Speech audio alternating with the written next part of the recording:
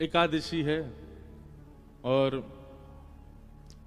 अगर कोई व्यक्ति कैलोरीज देखे ना तो एकादशी वाले दिन ज्यादा खा लेता है। वो इतना तला हुआ, इतना जो है खतरनाक भोजन होता है एकादशी वाले दिन। वैसे प्रसाद है, उसके प्रति कोई भाव नहीं, पर लोग बाग इतना ऐसा अपना स्वरूप व्यवहार बना लेते हैं कि उन पर तरस आने लगता है कि आज एकादशी है इनकी। हमारी एक बात सुनिएगा, नाम जप याद रखिएगा, नाम जप, कथा श्रवण, तीर्थ यात्रा और कोई भी व्रत नियम, ये तब तक पूर्ण नहीं माना जाएगा जब तक आप इसको एक्साइटेड होकर के नहीं करोगे। अगर आप केवल उसको नियम मान करके करोगे तो उसको करने का कोई लाभ नहीं। सबसे पहला नाम जप। कई लोग नाम जप करते हैं, तो नाम जप करते हैं तो उनकी माला वो कभी कभी इतनी जल्दी भगाते हैं और इतनी जल्दी जल्दी उसको पूरा करने में लगते हैं कि कैसे भी पूरी हो हम उठ के जाएं। आपका वो नाम जप व्यर्थ है। आप उसको धीमे धीमे ही करेंगे तो ही उसका फल मिलेगा। प्रत्येक मन के में आपका भाव होना चाहिए, नहीं तो आपका नाम जप व्यर्थ है।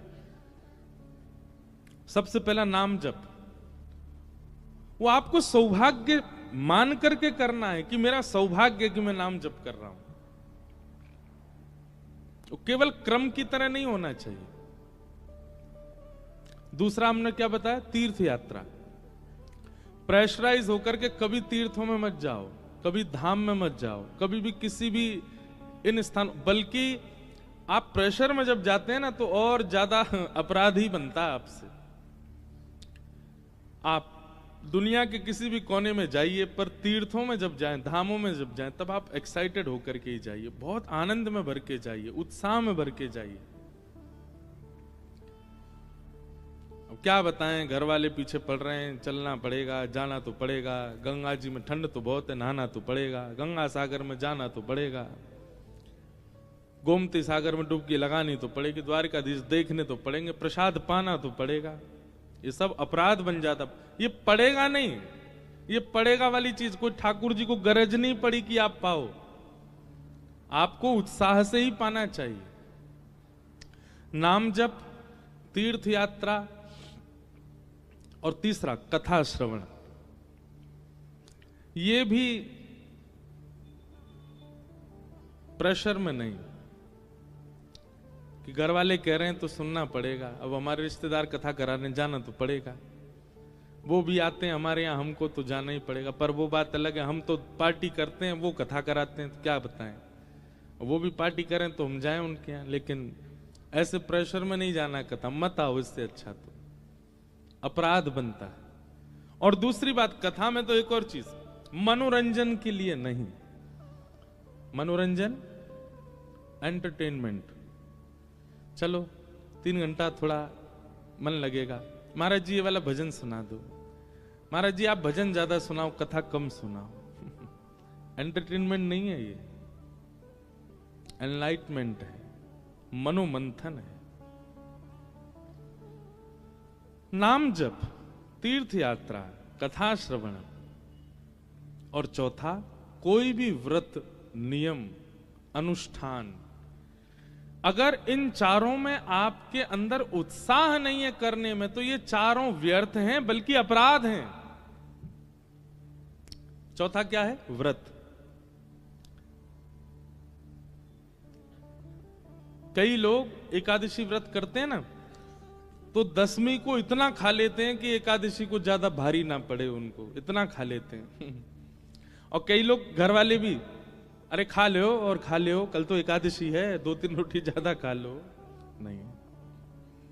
और ये केवल एकादशी व्रत की बात नहीं है, ये दुनिया में कोई भी व्रत आप करते हो, उस व्रत के प्रति अगर आपके मन में ये भावना है। करवा चौथ जो होता है, माताएं जो करती हैं पति के लिए, अहोई अष्टमी माताएं करती हैं बच्चों के लिए, ये व्रत भी अगर इनमें भी उत्साह नहीं है तो भी उसका कोई लाभ मिलने वाला नहीं है, उसका कोई लाभ पूर्ण होता नहीं है। सबसे बड़ी बात है, चाहे दुनिया की कोई भी आध्यात्मिक क्रिया करो, चाहे सांसारिक क्रिया करो, उसमें जब तक उत्साह नहीं होगा, एक्साइटमेंट नहीं होगी आपके अंदर, वो क्रिया उसमें अब व्यर्थ। अब बच्चा स्कूल जाता है पढ़ने के लिए, पर कैसे जाता है? रो रहा है सुबह से ही, नहाना नहीं है, मुझे जाना नहीं, पेट में दर्द हो रहा है, मैं नहीं जा रहा। वो बालक अगर रोज रोते रोते जाता है तो फिर उसका रिजल्ट खराब आना स्वाभाविक है। लेकिन माता पिता के उठने से पहले बालक उठ गया, अपने आप नहा लिया, अपना बैग लगा लिया, तैयार हो गया, वो बालक निश्चित है कि अच्छा ही है, क्योंकि वो एक्साइटेड होके जाता है।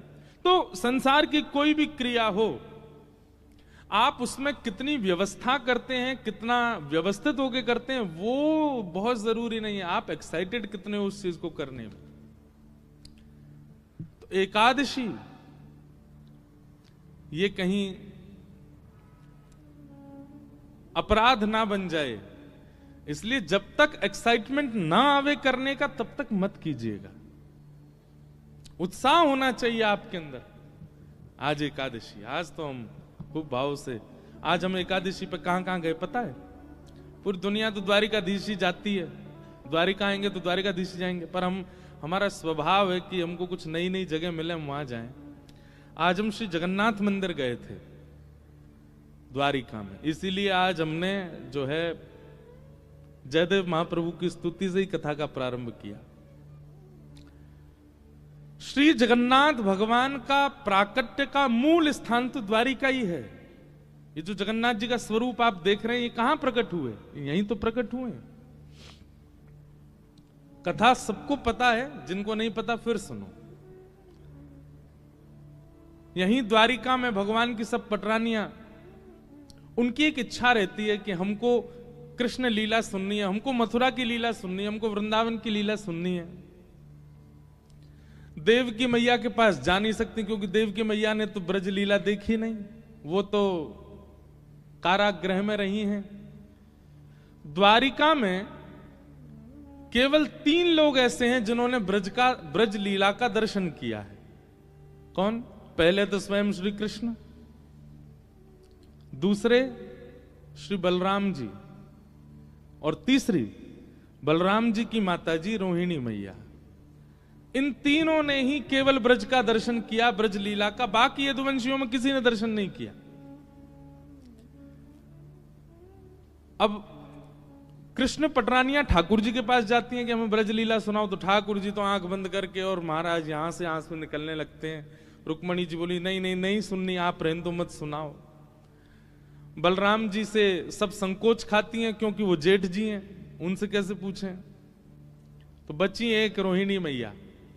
तो सारी कृष्ण पटरानियां रोहिणी मैया के पास गई, बोले मैया हमको ब्रज की लीला सुनाओ, हमें सुनाओ ना, ठाकुर जी कैसे चोरी करते, यशोदा मैया के संग कैसे व्यवहार करते, गोपी के संग कैसे रास करते, यमुना जी में कैसे स्नान करते, सारी लीला सुनाओ ना। रोहिणी मैया बोली मैं सुना तो दूंगी, लेकिन याद रहे कृष्ण बलराम नहीं सुने, क्योंकि अगर उनने सुन ली तो बड़ी दिक्कत हो जाएगी। अब सब पत्नियां आपस में कहने लगी कौन रखवाली करेगा द्वार की। ऐसी सभा थी, उसमें सब बैठी थी। अब एक भी उठ के नहीं जाए, बोले हम भी सुनेंगे, हम क्यों जाएं बाहर, हम तो सुनेंगे भीतर बैठ के। तभी वहां भगवान की बहन सुभद्रा, सब भाभियों ने मिलके अपनी ननद सुभद्रा को ही पकड़ा। वो देखो हम जीवन भर आपकी सेवा करती हैं, आप हमारी ननद हो, आज तक कुछ मांगा नहीं, आज पहली बार मांग रही है, मान जाओ। सुभद्रा जी बोली क्या करना है? बोले हम सब यहां कथा सुन रही हैं, आप बाहर बैठ करके बस ये ध्यान रखना कि कृष्ण और बलराम ना आवे। सुभद्रा जी बोली ठीक, और अगर आ जाएं तो हमें संकेत कर देना ताकि कथा विश्राम हो जाए, क्योंकि वो दोनों यदि ब्रज की बात सुनते हैं तो उनको बहुत बहुत भावुक हो जाते हैं। सुभद्रा जी बोली ठीक है। बाहर द्वार पर सुभद्रा जी बैठ गई और यहां रोहिणी मैया ने सुनाना प्रारंभ किया। ठाकुर जी के जन्म से ही कथा का प्रारंभ हुआ।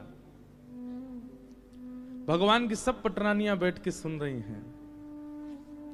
ठाकुर जी की ब्रज लीला, बाल लीला, घुटमुन चलवे की लीला, नृत्य करवे की लीला, उंगली पकड़ के यशोदा मैया के संग कैसे चलते हैं ठाकुर जी, दांत निकर के आ रहे हैं, बेणी चोटी बना लेते हैं, बलराम जी और ठाकुर जी की लड़ाई होती है, सारी लीलाएं सब मैया सुना रही हैं, सब पटरानियां नेत्र बंद करके सुन रही हैं।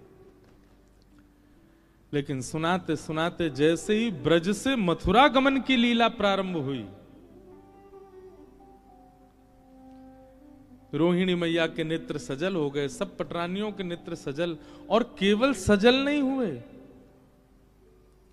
ऐसी स्थिति हो गई कि नेत्रों के साथ साथ अश्रुबिंद के साथ साथ तन का अंग भी पिघलने लगा। प्रेम की अवस्था, प्रेम की 10 अवस्थाएं होती हैं, स्टेज कितनी है? 10। मैं और आप सब और यहां बैठे जितने भी लोग हैं, हम लोग प्रेम की पहली अवस्था का भी अनुभव नहीं कर सकते। अगर इन प्रेम की 10 अवस्थाओं का अनुभव करना है तो श्री नारद भक्ति सूत्र ग्रंथ है, वहां पर उन्होंने इसका वर्णन किया। आज के युवा तो सुनेंगे तो हंसेंगे, और ये प्रेम है? प्रेम की वो अवस्थाएं, हम आप जो करते हैं ना संसार में, वो प्रेम है ही नहीं है, वो स्वार्थ है। उसको प्यार कह सकते हैं, उसको स्वार्थ कह सकते हैं, प्रेम नहीं है। प्रेम का कोई पर्यायवाची नहीं, प्रेम का कोई और शब्द नहीं, प्रेम प्रेम है बस। प्रेम की 10 अवस्थाएं होती हैं, उसमें पहली अवस्था, मैंने एक आध बार कथा में पूरी विस्तार से 10 अवस्थाओं पर भी बोला हूं। एक जगन्नाथ रसामृत कथा हुई थी हिसार में, वहां प्रेम की 10 अवस्थाओं पर चर्चा की थी। तो प्रेम की जो 10वीं अवस्था होती है, आज अवकाश भी नहीं है हमको कई प्रश्नों के उत्तर भी देने, और आप सबकी वेशभूषा ऐसी है कि आप सब उत्सव मनाने के लिए बैठे हो। प्रेम की अवस्था की अगर चर्चा होने लगी तो रोने लग जाओगे। यहां समुद्र तो खारा है ही, ये सत्व होटल में भी खारापन आ जाएगा, सबके नेत्र के अश्रुबिंद, इसलिए उस विषय में ज्यादा प्रवेश करना नहीं। प्रेम की 10वीं अवस्था क्या होती है कि व्यक्ति का विरह इतना हो जाता है अपने प्रेमी के लिए कि वो रोते रोते रोते रोते रोते रुदन करते करते अश्रु तो सूख जाते हैं, फिर प्रत्येक रों रुदन करता है, और प्रत्येक रों के रुदन में एक एक अंग बहने लग जाता, पिघलने लगता मोम की तरह। उस अवस्था में सब पहुंच गए। इतने में ही बाहर बैठी सुभद्रा, उनके नेत्रों से भी अश्रुधार गिर रही हैं और वो भी रुदन कर रही हैं। इतने भाव विह्वल हो गए सब कि तभी वहां कृष्ण बलराम का आगमन हुआ, और किसी को पता ही नहीं चला। बाहर सुभद्रा भी नेत्र बंद करके बैठी, वो भी नहीं पहचान पाई कि ठाकुर जी आ गए। उनको रोकना था, भीतर बता देना था कि ठाकुर जी आ गए, कथा विश्राम करो, पर इतनी भाव में चली गई कि बता ही नहीं पाई। तभी ठाकुर जी ने देखा ये सुभद्रा क्यों रो रही है, और ये भीतर से ऐसे जल का प्रवाह क्यों आ रहा है। ठाकुर जी ने जैसे कान लगा करके सुना तो श्री रोहिणी मैया ब्रज लीला सुना रही हैं, और सब गोपियां रो रही हैं, सब भगवान की पटरनियां रुदन कर रही हैं। ठाकुर जी ने मन में विचार किया, भीतर गया तो कथा में विक्षेप होगा, यहीं बैठ जाओ।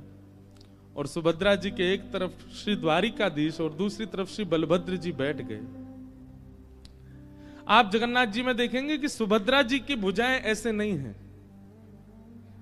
जब जगन्नाथ जी का दर्शन करोगे तो ये जो 2 भुजाएं सुभद्रा जी के बगल में हैं, ये ठाकुर जी की ही हैं, एक ठाकुर जी की, एक बलराम जी की। सुभद्रा जी की भुजाओं का ऐसे दर्शन नहीं है।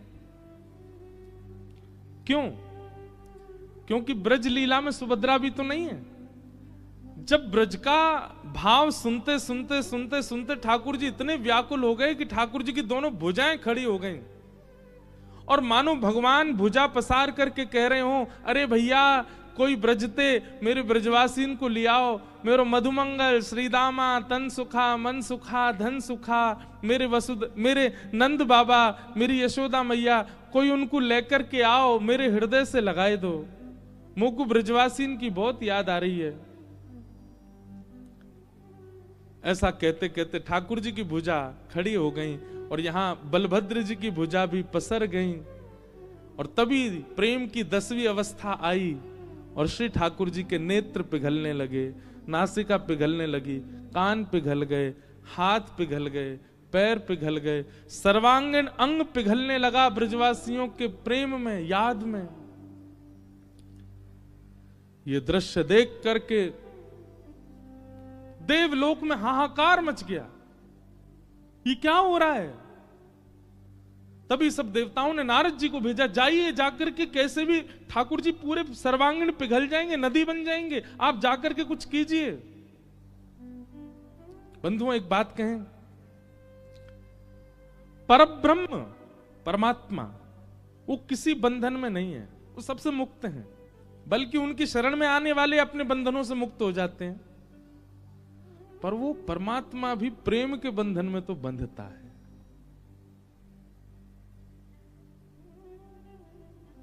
क्यों भात भरने गए नरसिंह मेहता के यहां?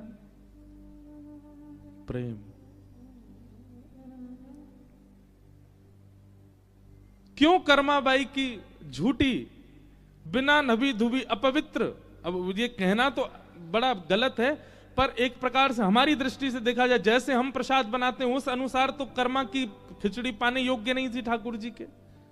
पाने क्यों जाते थे? प्रेम। जो जगत नियंता जगदाधार सबको बंधन मुक्त करता है, वह भी एक बंधन में तो है, प्रेम।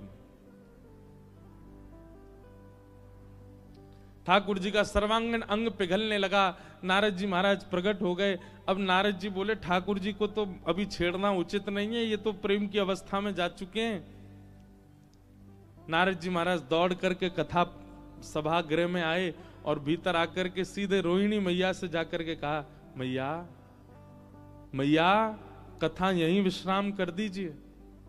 रोहिणी मैया के नेत्र खुले, आंखें लाल पड़ रही हैं, अश्रुधार से सर्वांगीण वस्त्र गीले पड़ गए। क्या हुआ नारद जी? बोले आप यदि कथा विश्राम नहीं करेंगे तो ठाकुर जी गोमती जी के बगल में एक और नदी बहने लगेगी कृष्ण, एक और नदी बहने लगेगी बलराम, एक और नदी बहेगी सुभद्रा। स्थिति तो देखो। बाहर आकर के देखा तो सर्वांगीण अंग पिघल चुका है द्वारिकाधीश का। रोहिणी मैया सब पटरानियां रुदन करने लगी ठाकुर जी की इस अवस्था को देख करके। श्री जगन्नाथ भगवान की पलकें भी नहीं है, ये भी पिघल गई, इसलिए हमेशा आंख ऐसी खुली रहती है उनकी। ये ऐसे नेत्र क्यों हैं?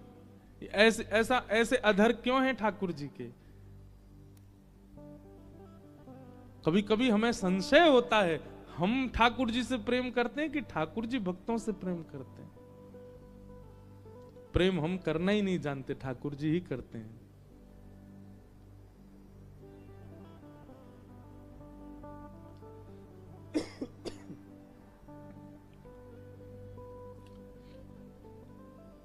सब लोग चरणों में वंदन करने लगे। रोहिणी मैया क्षमा मांगने लगी, अरे मेरे लाला जी मैंने कहा कर दियो, अरे मेरो ऐसी भावना नहीं मेरे अंदर कि मेरो लाला ऐसा है जाएगो। अंक में भरने लगी ठाकुर जी को, बलभद्र जी को, सुभद्रा जी को। जैसे तैसे ठाकुर जी जब ठीक हुए, नारद जी महाराज कहने लगे, भगवान ये कैसा स्वरूप बन गया आपका? ठाकुर जी बोले, वो चिंता मत करो, कुछ दिन की लीला अभी द्वारिका की बची है, हम पुनः वैसे ही हो जाएंगे, परंतु इस स्वरूप को आप ध्यान से देखिए। यही स्वरूप कलिकाल में लोगों को बताने के लिए व्यवस्थित किया जाएगा, ताकि लोगों को ये बता सके कि मैं ब्रजवासियों से कितना प्रेम करता हूं। मेरे भक्त परायण, मेरे परायण जो होते हैं उनके प्रति मेरा प्रेम कैसा है, उसके लिए नारद जी स्वरूप को संभालिएगा। एक राजा होंगे इंद्रद्युम्न नाम के, और वे मेरे स्वरूप की प्राप्ति के लिए खूब यत्न करेंगे, तब वे मेरा एक स्वरूप बनवाएंगे, और तब उस मूर्तिकार से यही स्वरूप प्रकट होगा, और यही जगन्नाथ कहकर के पूरे विश्व में प्रसिद्ध कहलाएगा। बोलो जगन्नाथ महाप्रभु की जय। ब्रजवासी वल्लभ सदा मेरे जीवन प्राण, इनको नाही बिसारी हूं मोहे नंद बाबा की। कितने प्रिय हैं ठाकुर जी को ब्रजवासी। ब्रजवासी का मतलब, अब आप लोगों में से कई ये भी सोच सकते हैं खुद ब्रजवासी ना, यही हमारे अपनी अपनी प्रशंसा कर रहे हैं। नहीं, ठाकुर जी से प्रेम करने वाला हर वैष्णव ब्रजवासी है, और उससे ठाकुर जी बहुत प्रीति करते हैं। तो वही स्वरूप द्वारिका में प्रकट हुआ, और उसी स्वरूप को श्री नारद जी महाराज ने श्री जगन्नाथ भेजा, और कलिकाल में इंद्रद्युम्न राजा के यहां भगवान श्री जगन्नाथ बनकर के प्रकट हुए। तो आज हम गए थे। अब संभवतः हमको कोई बताने वाले ऐसे विशेष तो थे नहीं, एक भैया हमको लेकर के गए द्वारिका के,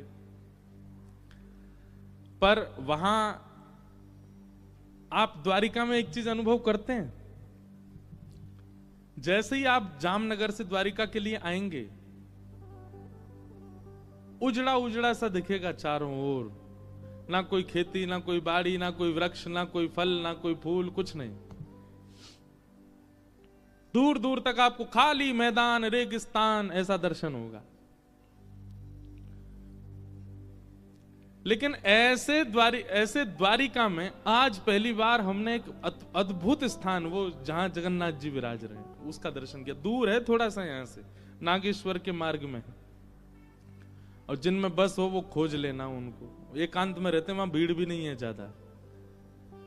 वहीं श्री जगन्नाथ मंदिर के सामने ही सरोवर है, और एकमात्र वो सरोवर है पूरे द्वारिका में जहां पर कमल खिलते हैं, वो कमल विराज रहे हैं। तो हमारे मन में तो जैसे मैं उतरा गाड़ी से, तो मेरे मन में तो ऐसा आया कि सरोवर नहीं है, ये निश्चित ही सब भगवान की पटरानियां, ठाकुर जी, बलराम जी, सुभद्रा जी जब कृष्ण विरह सुन के रोए होंगे, उन्हीं के अश्रुबिंद हैं, इसीलिए कमल खिल रहे हैं। बाकी पूरी द्वारिका में कहीं कमल नहीं खिलते, उसमें इतने अद्भुत अद्भुत कमल खिले हुए। भीतर श्री जगन्नाथ जी विराज रहे हैं। जगन्नाथ जी का मंदिर, वहां कोई पुजारी जी थे, वो बता रहे ये मुगलों ने भी लूटा और अंग्रेजों ने भी लूटा। जहां जहां स्वर्ण लगा था वहां वहां अब स्वर्ण जैसा पेंट कर दिया है, और मंदिर बहुत प्राचीन है। उसको वो कैसे पता चला? क्योंकि उसकी जो दीवार थी वो कम से कम इतनी मोटी मोटी, ज्यादा बड़ा विस्तृत मंदिर नहीं है, पर बहुत शांति है वहां। अद्भुत वट वृक्ष हैं, उनके नीचे बैठ जाओ, 2-2 घंटा बैठे रहो। सामने सरोवर है, उसमें कमल खिले हुए हैं, बहुत सुंदर दर्शन। तो श्री जगन्नाथ जी का मूल प्रादुर्भाव स्थान आज हम देख के आए द्वारिका में, वहां गए, दर्शन करके आए। आज हमने एकादशी पे सुबह से द्वारिकाधीश के दर्शन नहीं किए, जगन्नाथ जी के किए। इसीलिए आज कथा प्रारंभ होती ही हमने जयदेव महाप्रभु की स्तुति गाई, क्योंकि जगन्नाथ जी को बहुत प्रिय है। श्री नाभा जी कहते हैं, ता सुनवे राधा रमण अवश्य पधारे। ये जयदेव महाप्रभु की स्तुति जो गाता है, ऐसा कहते हैं प्रारंभ से अंत तक वो व्यक्ति जितनी देर गाता है, बस अनुभव करे, उस पूरे क्षण में, एक क्षण के लिए ठाकुर जी जरूर उसके सामने आते हैं। चाहे वायु के रूप में आए, चाहे किसी कण के रूप में आए, ठाकुर जी आते जरूर हैं, बस वो अनुभव करे। इसलिए आप कोई भजन गाओ, कीर्तन गाओ, कुछ भी करो, खूब आप मन इधर उधर रखो, पर जब आप जयदेव महाप्रभु का गीत गोविंद गाओ तो बहुत अनुभव करते हुए बैठिए। कान, आंख, नाक, जीव, त्वचा सबको अनुभव युक्त करके बैठिए, निश्चित ही कोई अनुभव ठाकुर जी का आपको होगा। ये जयदेव महाप्रभु की स्तुति का प्रभाव है, ठाकुर जी निश्चित आते हैं। तो ऐसे जगन्नाथ जी के दर्शन हुए। फिर उसके बाद एक गौशाला गए, वहां गायों के दर्शन हुए, द्वारिकाधीश की गैयाओं के दर्शन करके अब आप सबके दर्शन कर रहे हैं। जगन्नाथ जी के दर्शन, गौ दर्शन, अब भक्त दर्शन, अब शाम को करेंगे द्वारिकाधीश के दर्शन। तो ऐसा आज का दिन व्यतीत हुआ। खूब सुंदर आज नंदोत्सव होना है। आप सब लोग बिल्कुल धैर्यवंत होकर के बैठिएगा, खूब आनंद आएगा। कुछ भाव आए हैं। एक तो हमने कल कहा वो नंद लाला ने माता यशोदा जी सांवर। आज हमको कितने लोगों ने, एक कहां है, 2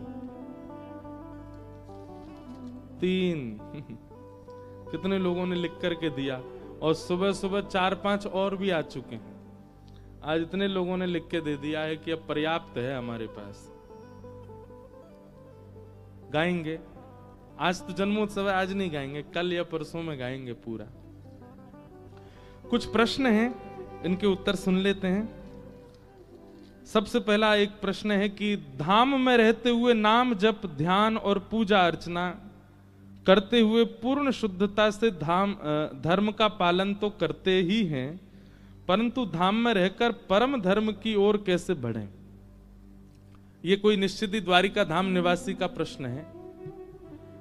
आपका ये प्रश्न है कि आप पूजा अर्चना आदि सब बिल्कुल शुद्धता से कर लेते हैं, पर परम धर्म की ओर कैसे बढ़ें? परम धर्म हमने पहले दिन बताया था, देह की शुद्धि की जो भी क्रिया होती है वो सब धर्म, पर आत्म कल्याण की भावना, आत्म कल्याण की स्थिति को परम धर्म कहते हैं। ठाकुर जी के धाम में आप रहते हो तो इसका मतलब यह है कि इस धाम का दायित्व आपके पास है, इसीलिए आप धाम में जन्मे हो। हमारा वृंदावन में जन्म हुआ तो वृंदावन की रक्षा, सुरक्षा, शुद्धता, सेवा का कर्तव्य मेरा है, क्योंकि मेरा जन्म वहां हुआ है। इसीलिए हम कथा गा रहे हैं और सबको वृंदावन से जोड़ रहे हैं। मैं अपने कर्तव्य का पालन कर रहा हूं। यही मेरे लिए परम धर्म है कि मैं धाम से लोगों को जोड़ रहा हूं। आप धाम में रहते हुए श्री ठाकुर जी ने जिन जिन नियमों का पालन किया उनका पालन करो। ठाकुर जी ने क्या पालन किया? धाम में राजा महाराजा आ जाएं, उनको बाद में पूछते थे ठाकुर जी। द्वारिकाधीश जी सुबह उठते ही सैनिकों से पूछते थे, हाँ भाई देर रात कोई संत तो नहीं आए, कोई महापुरुष तो नहीं आए, कोई महात्मा तो नहीं आए, कोई दूर तीर्थ के कोई पुरोहित तो नहीं आए, कोई वैष्णव तो नहीं आए? तो आपका भी यही कर्तव्य, धाम में रहते हुए निश्चित ध्यान रखिए कि अगर कोई वृंदावन से आवे, कोई अयोध्या से आवे, कोई तीर्थ से आवे, उस वैष्णव से मिलने जरूर जाइए और उसकी यथा उचित जो सेवा आपसे हो सके वो करो। पहला कर्तव्य। दूसरा कर्तव्य, द्वारिका में ठाकुर जी की गैया रोडों पर घूमती रहती हैं, कचड़ा खा लेती हैं, कुछ भी करती हैं। आज हम गौशाला गए थे, गौशाला में गौ सेवा देख करके मन बहुत प्रसन्न हुआ, पर मन में भाव आया कि द्वारिका जैसे स्थान पर श्री द्वारिकाधीश जी की गैया ऐसे घूमती रहे, अच्छा नहीं लगता है।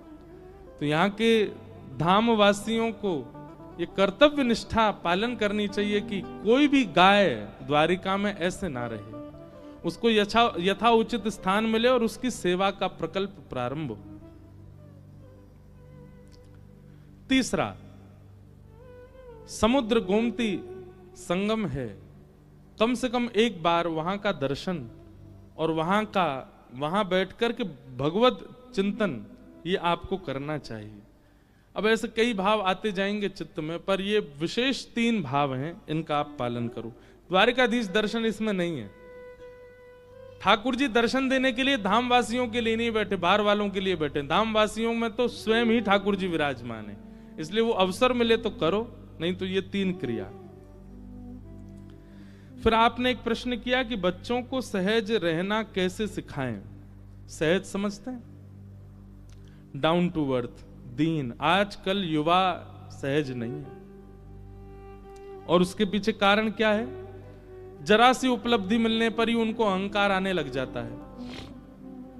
और सबसे बड़ी बात है कि आज मन, बुद्धि, विचार, चिंतन सब कुछ ये कर्ण पिशाचिनी ने अपने पास धर रखे हैं। इनका नाम हमने क्या रखा है?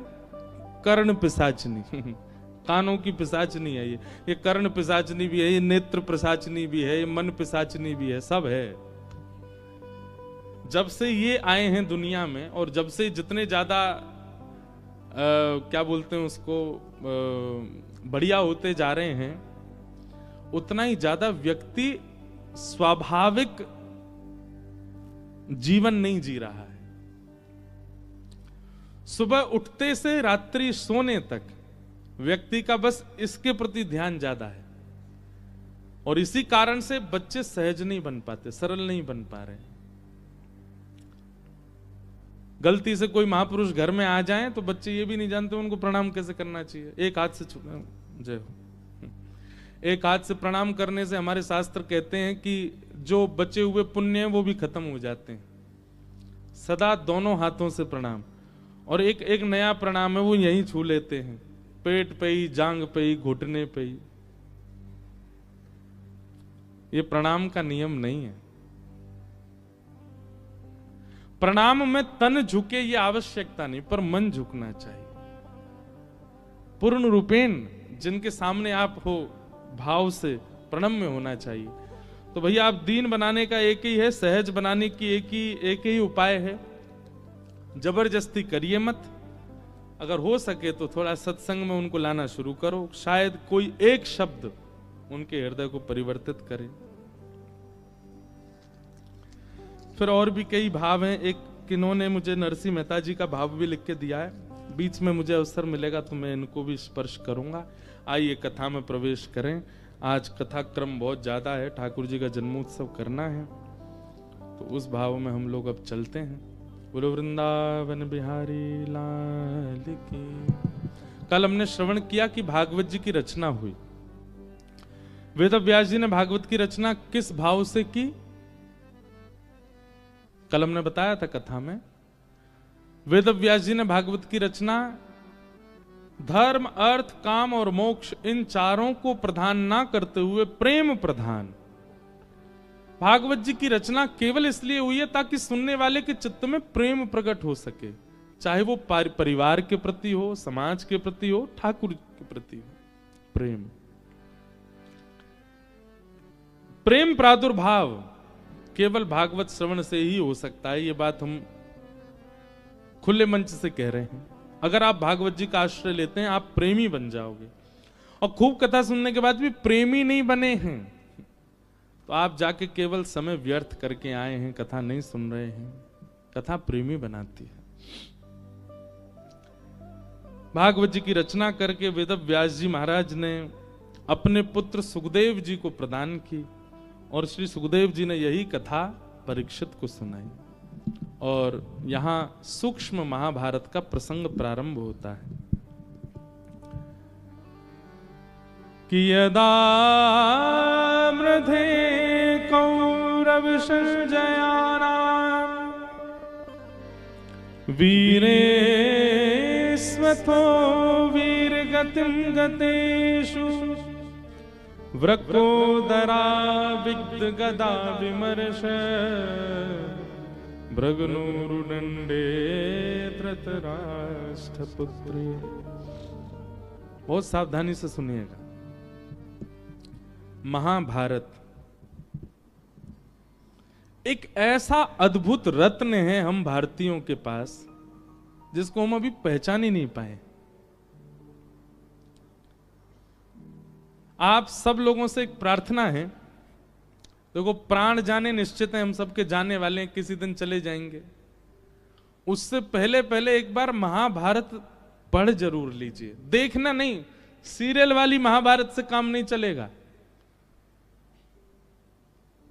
सीरियल वाली, और वो भी पुरानी वाली हो तो फिर भी ठीक है, मोटा मोटी बाहर की नॉलेज लेने के लिए वो ठीक है, पर हम कोई खंडन नहीं कर रहे हैं। नए नए जो महाभारत के प्रति एपिसोड्स आते हैं वो तो देखने लायक ही नहीं है।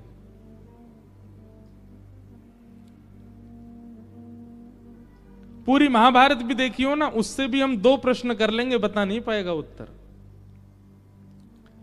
महाभारत कोई कथा नहीं है, महाभारत कोई चरित्र नहीं है, महाभारत कोई एक स्क्रिप्ट नहीं है।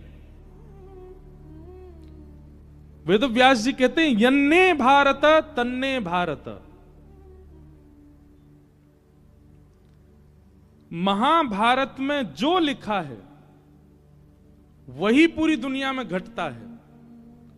और महाभारत में जिसका उल्लेख नहीं किया है वेदव्यास जी ने, आप घनघोर कलिकाल तक भी प्रतीक्षा कर लीजिए, वो दृश्य आपको दिखेगा नहीं जो महाभारत में नहीं लिखा। मतलब आप जो कुछ भी देख रहे हो हर दिन, सब महाभारत में वर्णन है। चाहे व्यक्ति के स्वभाव से रिलेटेड हो, चाहे व्यक्ति की विचारधारा से रिलेटेड हो, चाहे राक्षसत्व से रिलेटेड हो, चाहे अच्छे व्यक्तित्व से रिलेटेड हो, सब कुछ महाभारत में वर्णन है। ऐसी महाभारत, एक बार उसका दर्शन जरूर करना चाहिए आद्योपांत। आप कुछ नहीं तो हिंदी अनुवादित ही ले आइए, 4-5 खंडों में आएगी, रोज पढ़िए महाभारत। और महाभारत में भी मैं कथा में कहा करता हूं, 3 लोगों के ऊपर विशेष फोकस कीजिएगा, और तीनों की नाम राशि एक ही है। पहले तो कृष्ण, दूसरे कर्ण, और तीसरी कुंती। तीनों पे आप इन तीनों के भाव देखने के बाद आश्चर्य करोगे अपने ऊपर कि हम किस बात से दुखी थे, हम किस चीज को लेकर के दुखी थे। भगवान ने बहुत बड़ी कृपा की कि ये सब हमारे साथ नहीं हुआ जो कुंती, कर्ण और कृष्ण ने देखा है। धर्म के 4 चरण होते हैं, सत्य, दान, दया और पवित्रता। और ये काला व्यक्ति कौन है? कलयुग। कलयुग धर्म के 3 पैर काट चुका है, सत्य, दान, दया और पवित्रता। ये 3 पैर कलयुग में नहीं है, केवल एक पैर बचा है, सत्य। हम दान नहीं कर रहे हैं, आडंबर करते हैं दान के नाम पे। दया नहीं है हमारे चित्त में, वो भी आडंबर ही है। और पवित्रता तो पूछो ही मत, हम जैसा पवित्र तो कोई हो ही नहीं सकता है। पवित्रता तो बहुत है हम लोगों में। कई लोगों को सुबह जल्दी उठना होता है ना, और रात को नहा के सोते हैं। एक बार विदेश की कहीं की बात है, तो हमने एक बहन से पूछा, मैंने कहा आप सुबह ऑफिस कितने बजे जाते हो? बोले 7 बजे। मैंने कहा उठते कितने बजे हो? 6:30 बजे। मैंने कहा ऑफिस कितना दूर है? बोले 20 मिनट। मैंने कहा आप 6:30 बजे उठ के 7 बजे ऑफिस कैसे पहुंच जाते हो? बोले कुछ नहीं, बस सुबह तैयार हुए, गाड़ी में बैठे, कॉफी ली, बर्गर लिया, वो अपना खाते गए, पहुंच गए। मैंने कहा वो सब ठीक है, नहाए कब? बोले वो तो रात में नहा के सोते हैं हम। मैंने कहा जय हो पवित्रता की साक्षात प्रतिमूर्ति, मुझे आज दिखी। अरे भले आदमी, कई लोग ऐसे हैं वो सुबह सुबह मंगला करने भी बिना नहाए धोए जाते हैं। एक माता जी मुझे अभी नाथ द्वार में सुबह मुझे रोज बोले, मैं रोज मंगला करने जाती हूँ, रोज मंगला करने जाती हूँ। एक दिन मैंने उनको पकड़ा, मैंने कहा सुनो नहा के जाती हो? महाराज जी मंगला में नहाना थोड़ी। तो मैंने क्यों? ठाकुर जी भी तो नहीं नहाते मंगला में, तो हम क्यों नहा के जाएं? वो भी तो सीधे उठते ही दर्शन देते हैं, तो हम भी सीधे उठते ही दर्शन करते हैं। जय हो पवित्रता की साक्षात। 2 मूर्ति, एक विदेश में मिली, एक आज मिली है। ये तो सब ऐसी एक व्यवहारिक बात मैंने कह दी, नहीं तो स्वयं से पूछिए आप पवित्र रहते हो? नहीं। तन की पवित्रता तो है ही नहीं, मन भी पवित्र नहीं है हमारा। किसी एक श्रेष्ठ व्यक्ति के सामने आते ही, उससे मिलते हैं तो हम क्या कहते हैं? अरे हाँ, तुमसे तो मिलने के लिए हम बहुत दिन से बैठे थे, मन ही मन क्या सोच रहे हैं? बोले हमें सब पता तू कैसे बना है, और तेरे अंदर क्या, तू कहां से इतना श्रेष्ठ हो गया, आदि आदि सब उसके बारे में दुर्भाव। पवित्र हैं हम। परिवारों में कोई संबंधों में कुछ उत्सव जैसा होता है तो सब लोग जाते हैं उपहार लेकर के, पर उपहार देते हैं दिखाने के लिए, पर मन में तो उपहार नहीं है ना उसके लिए। हम पवित्र हैं? महाअपवित्र हैं हम लोग। ठाकुर जी भले ही सामाजिक उपहार नहीं देते, पर मानसिक उपहार देते हैं। सबके सामने आपको उपहार नहीं दिया होगा, पर आप दर्शन करके जाओगे, कुछ तो देंगे आपको, क्योंकि वो पवित्र है। हम पवित्र नहीं है। तो कलयुग में केवल एक पैर बचा है धर्म का, सत्य। कहीं ना कहीं हम चाहे जैसे भी हों, हमको सत्य चाहिए, हमें सत्य मिलना चाहिए। ये हमारी एक सबकी डिमांड होती है, हर व्यक्ति को सत्य का आचरण चाहिए। चोर भी चोरी करने के बाद कहीं ना कहीं सत्य का ही आचरण करता है। सत्य सब कुछ, इसलिए सत्य बचा है बस, बाकी सब और कुछ नहीं है कलयुग में। तो परीक्षित ने जब उस व्यक्ति को देखा, उस काले व्यक्ति की ओर दौड़े, बोले तुम कौन हो? उसने कहा मैं कलयुग हूं, आप मुझे नहीं मार सकते। सतयुग के बाद त्रेता, त्रेता के बाद द्वापर, और मेरी बारी है, आप मुझे कैसे मार सकते हो? तब कहा कि मेरा राज्य छोड़ के चले जाओ। बोले मैं नहीं जा सकता, आप ब्रह्मा की कृति को बिगाड़ नहीं सकते, मेरा समय आया है, मैं आऊंगा। भगवान जिस दिन धाम छोड़ के गए, द्वारिका जिस दिन डूबी समुद्र में, उसी दिन मैं आ गया था, अब मेरा समय है, आप मुझे कैसे भगा सकते हो? परीक्षित जी बोले मैं तुझे टिकने तो नहीं दूंगा। तब कलयुग ने कहा एक काम करते हैं, आपकी भी रह जाए मेरी भी रह जाए, मुझे कुछ स्थान दे दीजिए, मैं वहीं रहूंगा। जो स्थान आप बताओगे उसके अलावा किसी स्थान में मुझे देखोगे नहीं आप। बंधुओं, आश्चर्य की बात है, केवल 5 जगह है कलयुग, केवल 5। और बुरा नहीं मानिएगा, पीछे वाले व्यक्ति से लेके मुझ तक हम सब ने इन 5 में से किसी एक जगह का आस्वादन तो किया है।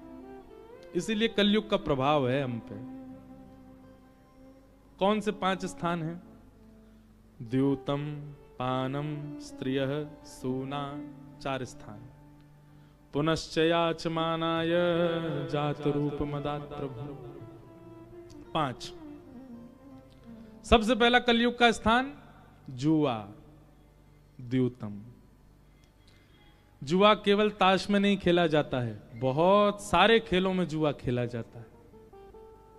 और जिस भी क्रिया में आप जुआ खेल रहे हैं उसमें कलयुग है। आपको उस समय अनुभव नहीं होगा।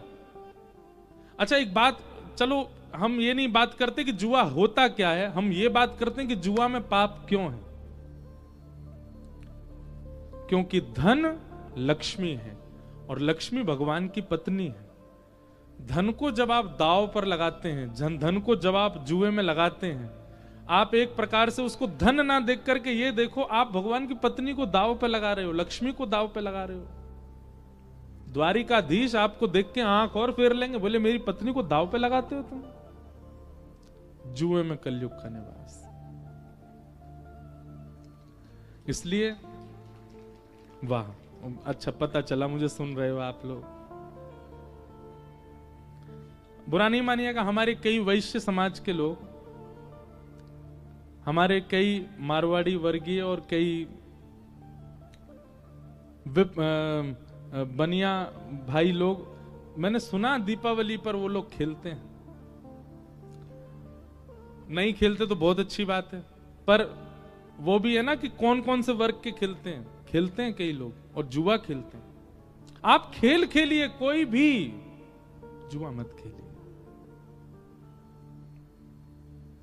द्यूतम, उसमें कलयुग का निवास है।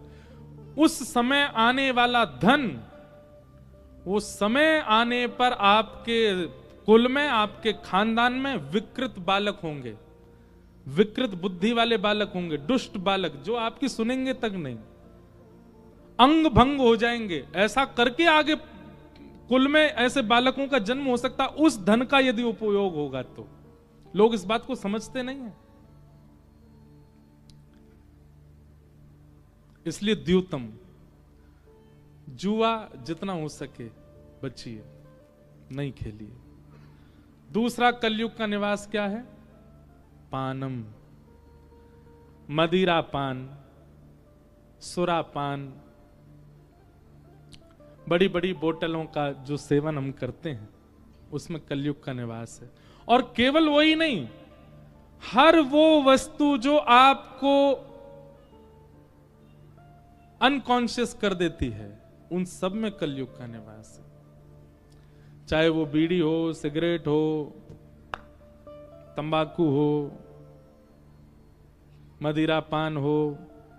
कई लोग भोले बाबा के नाम पे भी ले लेते हैं, भोले बाबा का प्रसाद है, ले लो।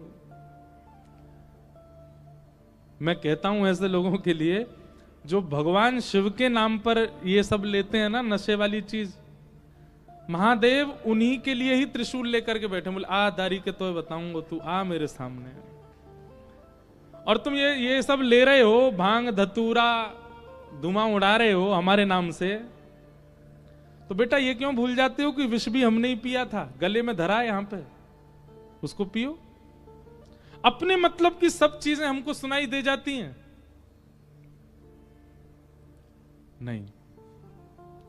आप जिससे भी अनकॉन्शियस होते हो, ऐसी कोई भी पेय पदार्थ, खाने वाले पदार्थ, उन सब में कलयुग का निवास है। आपकी बुद्धि अपने स्तर से परे हो जाती है। एक बहुत विचित्र आदमी मेरे पास आया, मुझसे बोला महाराज जी आप कह रहे हो अनकॉन्शियस, मैं तो कॉन्शियस ही पी के होता हूं, मेरा तो मन ही उसमें तभी लगता है।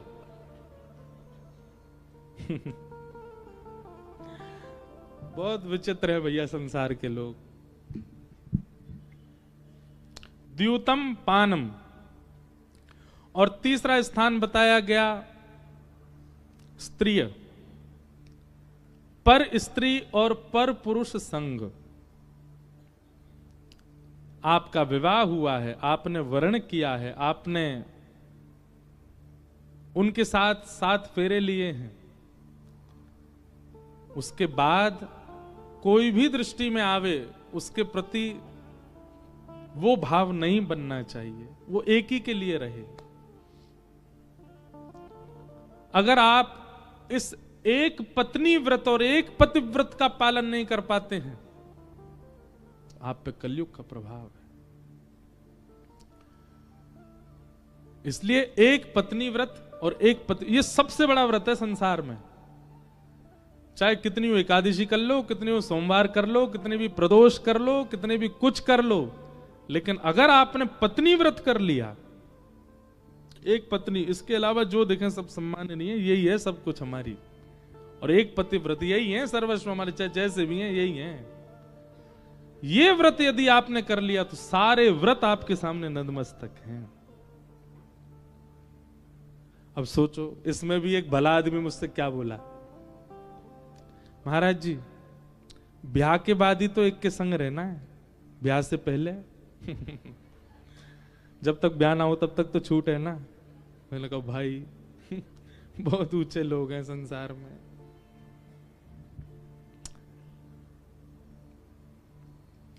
पत्नी व्रत, पतिव्रत, अगर इसका पालन आप नहीं कर पा रहे हैं तो विवाह के समय अग्नि साक्षी मानी थी, विवाह के समय बड़े लोगों का आशीष लिया था, विवाह के समय वेद मंत्रों ने साक्षी दिलाई थी, इन सब की साक्षियों पर कीचड़ डाल दिया आपने।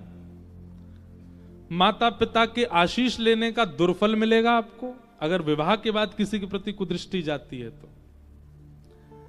वेदों की आज्ञा का उल्लंघन करने का आपको प्रतिफल मिलेगा। अग्नि साक्षी मान करके फेरे लिए थे, अग्नि का दंड मिले, कितने दंड मिलते हैं। इसलिए व्यक्ति को अब तो टिकते ही नहीं है, ब्याह हो ही नहीं रहे, हो ना तो मतलब रुके ही नहीं पा रहे हैं। उसके पीछे कारण पता है क्या है? प्रदर्शन। आप अपना सब कुछ प्रदर्शित कीजिए, पर हमारी एक बात मानिए, अपने गोपनीय संबंधों को प्रदर्शित मत कीजिए कहीं भी। अपना संबंध जो है आपका पति पत्नी का है आदि जो भी है, वो गोपनीय रहने दीजिए। वो जितना गोपनीय रहेगा उतने ज्यादा आप बढ़िया रहेंगे। हम जितने पॉडकास्ट होते हैं हमारे, जितने इंटरव्यू, सब में बोलता हूं मैं ये बात। आपका ठाकुर जी से भी प्रेम है ना, वो भी गोपनीय रखिए, उसको भी ज्यादा प्रकट मत कीजिए। प्रकट केवल उतना करो जितना संसार सह सकती है। और या फिर एक और बात बताएं, प्रकट गलत कर दो, अंतरंग बढ़िया रखो अपना। सबको बस बहकावे में रखो, हमारा तो ऐसा है, पर अंतरंग भाव से आपका भाव अलग हो, वो गोपनीय रखो। हमारे लाल जी से हमारा जो प्रेम है ना, वो केवल उतना ही प्रकट, उतना ही उजागर कर रखा है जितना होना चाहिए, उससे अधिक नहीं। तो द्यूतम पानम स्त्रियः, और चौथा स्थान बिना परिश्रम के कमाया गया, नहीं, द्यूतम पानम स्त्रियः सूना, सूना यानी कि हिंसा, लड़ाई झगड़ा कलेश, जबरदस्ती की बातों पर लड़ना झगड़ना। इतनी छोटी सी बात है, वो प्रेम से भी सुलझाई जा सकती है, पर नहीं हम तो लड़ेंगे, इसमें भी कलयुग का निवास है। मैंने इडली बोले थे, तुमने चावल ही क्यों बनाए, लड़ लिए इसी बात पे महाराज, कुकर फेंक के मार रहे हैं एक दूसरे पे। मैंने तो दाल खानी थी, आपने कड़ी क्यों बना दी, इसी बात पे लड़ रहे हैं। अब ये तो बात वो है जो मंच से बोल सकते हैं, लोग इतनी छोटी छोटी बातों पे लड़ लेते हैं। ये विवाद जितने लंबे चलते हैं उतना ज्यादा कलयुग हावी होता है आपके ऊपर। जितना जल्दी हो उसको समाप्त किया कीजिए। और अंतिम और पांचवा लक्षण कलयुग का है बिना मेहनत के कमाया गया धन। इसलिए हमारी आपसे प्रार्थना, वर्क फ्रॉम होम मत किया करो। बीच में ये प्रचलन चला, ना तो बच्चे पढ़ते हैं स्टडी फ्रॉम होम में, ना लोग कोई काम करते हैं वर्क फ्रॉम होम में। इसलिए मेहनत कीजिए, परिश्रम करके धन कमाइए, तो ही धन शुद्ध होगा। बिना परिश्रम के जब आप धन कमा लेते हैं, कई लोग मुझसे पूछते हैं, कई बच्चे पूछते हैं स्टॉक मार्केट के बारे में और ये सब चीजों के बारे में, वो गलत तो नहीं है, ये नहीं है। सीधी बात है, आपने मेहनत की नहीं, आपने बैठे बैठे कमा लिया, तो वो निश्चित है कि वो आपको, वो कलयुग का धन है, वो आपका विनाश करेगा। आज नहीं तो कल, कल नहीं तो परसों, परसों नहीं तो साल बाद करेगा। परिश्रम करो, मेहनत करके कमाओ। ये पंच स्थान है, इनसे सावधान रहिएगा। द्यूतम पानम स्त्रियः सूना यत्रा धर्मश्चतुर्विधः पुनश्चयाचमानाय जात रूप बदात प्रभो। कलयुग को 5 स्थान दे दिए, परीक्षित स्वयं भटक गए। एक मुकुट सिर पर पहन लिया जो कि कलयुग, जो कि परीक्षित का नहीं था। कलयुग का प्रभाव हुआ और इस प्रभाव के कारण एक संत का अपमान किया। कलयुग आपके जीवन में आएगा, सबसे पहला काम आप क्या करोगे पता है? कलयुग जब आप पे हावी होगा तो माता पिता की बातें सीरियसली नहीं लोगे, सबसे पहली बात। दूसरा, गुरुजन, महज्जन, वैष्णवजन, भगवतजन, इनके प्रति उपहास की भावना। कोई भक्त है, आपको उसको देख के हंसी आ रही है, कैसा भक्त है, कैसे संत हैं, कैसे महापुरुष हैं, उसके प्रति उपहास की भावना, यह भी कलयुग का प्रभाव है। सत्संग हो, कथा हो, प्रवचन हो, कीर्तन हो, इनमें रुचि ना होना, मन उखड़ा उखड़ा रहना, यही देखते रहना कब होगा पूरा, कब जाएं हम यहां से। यह भी एक कलयुग का प्रभाव, ये सब प्रभाव है। शांति प्रिय ना लगना,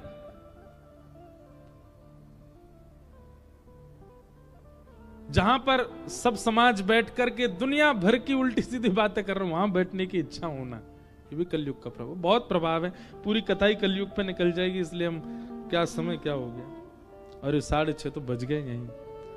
चलो अब हनुमान जी की तरफ उछल कूद करते हैं, पहुंचते हैं सीधे गोकुल। द्वारिका से गोकुल दूर भी तो बहुत है।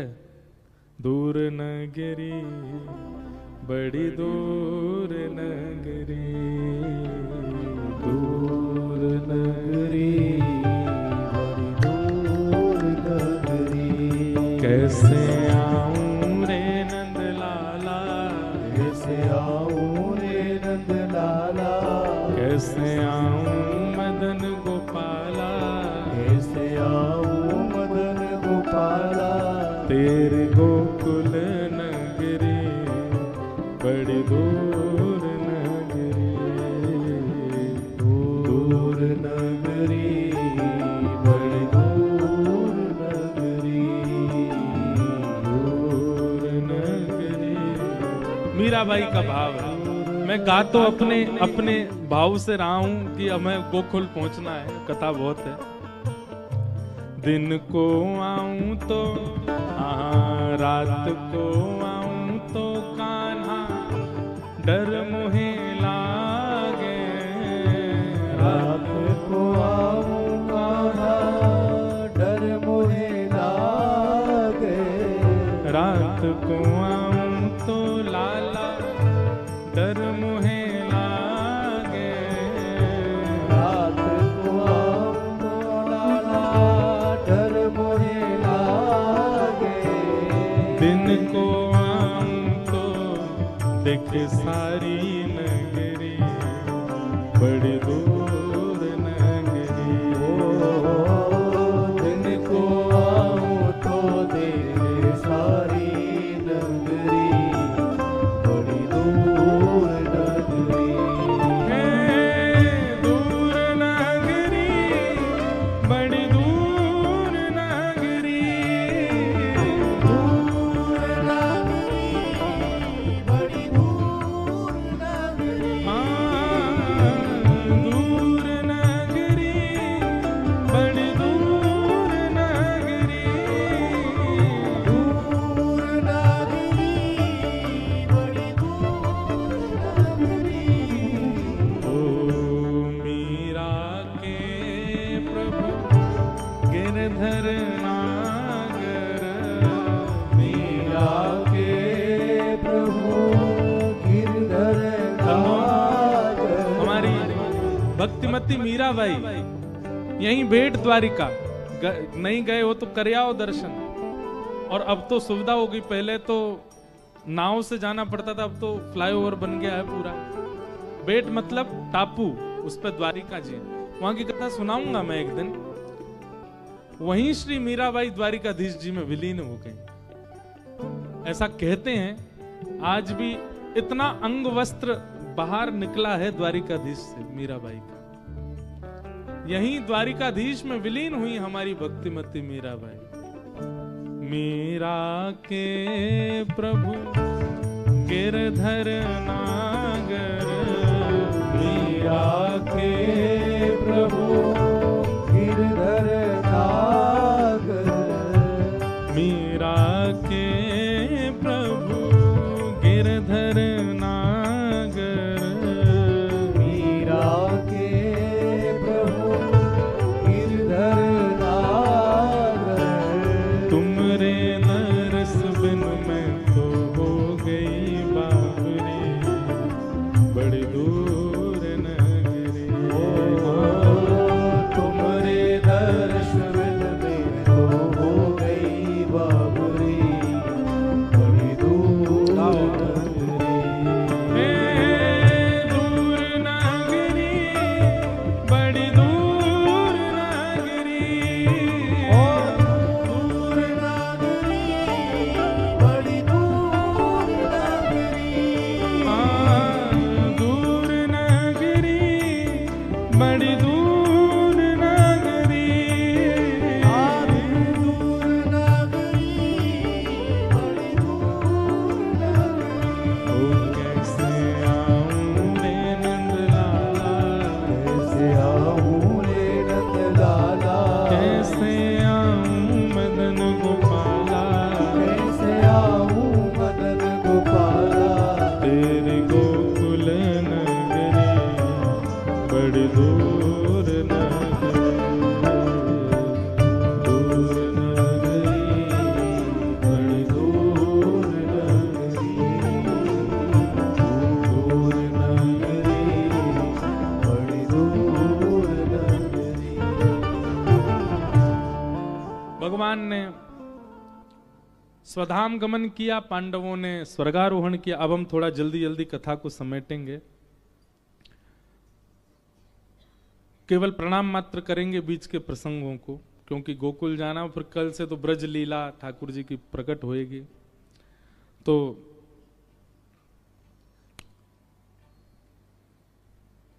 परीक्षित को कलयुग मिले, कलयुग को 5 स्थान दिए। स्वयं परीक्षित भटक गए और एक साधु, एक महात्मा का अपमान किया, शमिक ऋषि का। और शमीक ऋषि के अपमान करने के कारण शमीक ऋषि के पुत्र ने, श्रृंगी ने श्राप दे दिया राजा परीक्षित को 7 दिन में मरने का। 7 दिन में मृत्यु हो जाएगी तुम्हारी। राजा परीक्षित को जैसे ही ये बात पता चली कि मुझे 7 दिन में मर जाना है, तुरंत राजा परीक्षित ने अपने पुत्र जन्मेजय को राज्य गद्दी पर बिठा दिया और स्वयं गंगा किनारे चले गए। संत महापुरुषों से पूछने लगे, अब मैं अपने 7 दिनों को सार्थक कैसे बनाऊं, मैं अपनी मृत्यु को सार्थक कैसे बनाऊं। बंधुओं, ये हर व्यक्ति का लक्ष्य होना चाहिए। हम जिस मृत्यु से बहुत डरते हैं, मृत्यु आ जाएगी, मर जाएंगे, हम कब मर जाएंगे, हमारी मृत्यु आएगी ये सब जानते, कब आएगी ये कोई नहीं जानता, पर वो मृत्यु जब भी आए सफल आए, उसके लिए कुछ ना कुछ प्रयास करते रहना चाहिए। राजा परीक्षित सौभाग्यशाली हैं कि उनको मृत्यु से पहले ही पता चल गया कि कब मरना है। आप गए संतों के पास जाके कहा, मेरे जीवन के 7 दिन बचे हैं, बताइए मैं मुक्ति कैसे प्राप्त करूंगा। संतों ने अनेक उपाय बताए, पर तभी वहां पर श्री सुखदेव जी का आगमन हुआ। बोलो सुखदेव जी महाराज की। सुखदेव जी आए और सुखदेव जी ने आकर के कहा, बोले राजन, तुम मुक्ति के लिए क्यों पूछ रहे हो? 7 दिन में मुक्ति कैसे प्राप्त करनी है? अरे मुक्ति के लिए 7 दिन नहीं चाहिए, 7 वर्ष नहीं चाहिए। मुक्ति के लिए तो एक क्षण। व्यक्ति ने पूरे जीवन पाप किए, लेकिन उसकी अंतिम श्वास जब निकल रही थी, उसी समय उसने कह दिया नारायण, उसी समय उसने कह दिया कृष्ण, उसी समय गोपाल, गोविंद, द्वारिकेश। बस पूरे जीवन में उसने क्या किया सब मिट जाएगा, बस लास्ट में उसने भगवान नाम ले लिया, भगवत प्राप्ति, मुक्ति।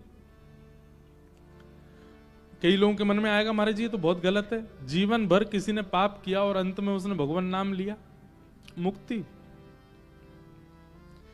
गलत आपको लग रहा है, पर ये अंत में भगवान नाम आना ये बहुत मुश्किल है। ये ठाकुर जी की ऐसी माया है कि व्यक्ति अपने अंतिम क्षण में सबको याद कर लेगा, ठाकुर जी को भूल जाएगा, उसको भगवत याद नहीं आ सकती। इसीलिए तो मुक्ति बहुत दुर्लभ है। होती एक क्षण में है, अंतिम क्षण में हो जाएगी, पर भगवान स्मरण करना बहुत मुश्किल है अंतिम क्षण में। इसीलिए हमारे वृंदावन में जाकर के आप देखो, सब महात्मा साधु रज लगाए घूम रहे हैं, पूरे मुख पे नाम जपते रहते हैं 24 घंटे। क्यों इतना नाम जप लें, इतना नाम जप लें कि महाराज अंतिम श्वास में भी नाम ही निकले मुख से। यहां लोग दिन में 108 माला करने के बाद फूले नहीं समाते, हम रोज 108 नाम जपते हैं। 108 से क्या होना है? कुछ नहीं। अंतिम श्वास में तो तभी भगवान नाम आ सकता है जब पूरा जीवन भगवान नाम में निकाल दिया हो, और वो भी कंफर्म नहीं है कि आएगा। इसलिए अंतिम क्षण में भगवान नाम आना, उसी से मुक्ति प्राप्त होती है। राजा परीक्षित, तुम कह रहे हो कि मुझे मुक्ति कैसे मिले? 7 दिन बचे हैं, 7वां दिन अंतिम क्षण जब मैं आ जाऊं तुमको मुक्ति दे दूंगा, पर ये 7 दिन का क्या यूज करोगे? राजा परीक्षित बोले, भगवान आप ही बताओ। तब परीक्षित जी बोले, मुक्ति नहीं भक्ति मांगो। मुक्ति का मतलब मृत्यु के बाद भगवान का दर्शन, और भक्ति का मतलब जीते जी भगवत दर्शन। 7 दिनों में तुम भक्ति प्राप्त कर सकते हो, मुक्ति के लिए तो एक क्षण बहुत है। इसलिए तुम भक्ति मांगो ताकि मृत्यु आवे उससे पहले तुमको साक्षात भगवान का दर्शन हो जाए।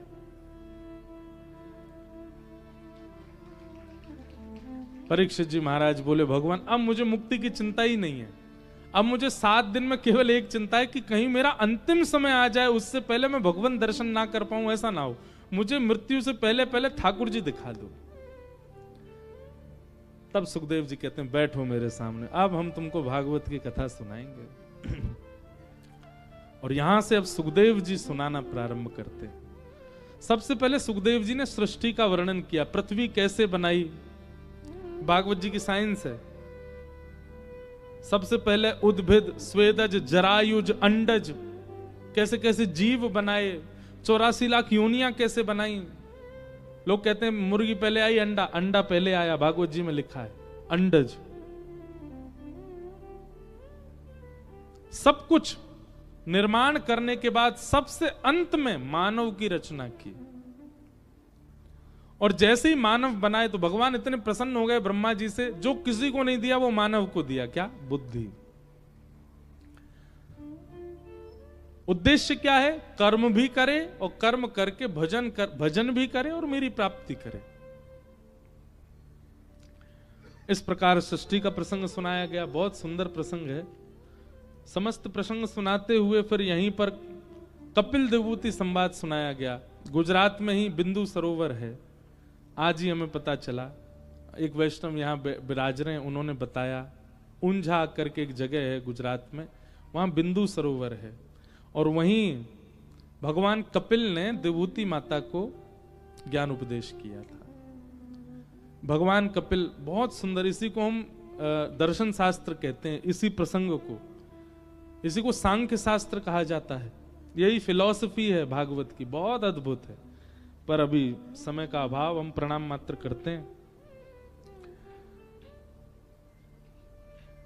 हमारे संग यही दिक्कत है, हमको 7 दिन में हमारी कथा पूरी नहीं होती, इसलिए नासिक में हम 1 महीना की कथा करते हैं।